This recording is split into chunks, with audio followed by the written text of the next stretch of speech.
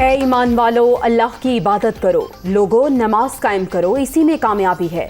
مسلمانوں اللہ تعالیٰ سے ڈرو، اللہ سب کچھ جانتا ہے جو تم کرتے ہو۔ تقوی اختیار کرنے والا اللہ کا قرب حاصل کرتا ہے۔ آپ کی مصیبت اللہ کے سوا کوئی دور نہیں کر سکتا۔ محمد بن عبد الکریم علیسہ کا مسجد نمرہ سے خطبہ، نماز ظہرین ادا۔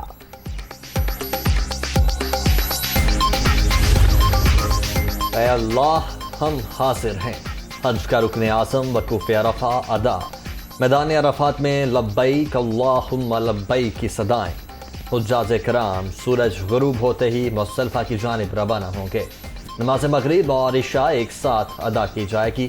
سنت ابراہیمی کی ادائیگی کل ہوگی۔ اور وزیر اعظم کی حج اکبر کی سعادت حاصل کرنے والے حجاج سمیت پوری امت کو مبارکباد۔ مقبوضہ فلسطین، کشمیر کی آزادی اور مظلوم انسانیت کے دکھوں سے نجات کی دعا کی اپیل۔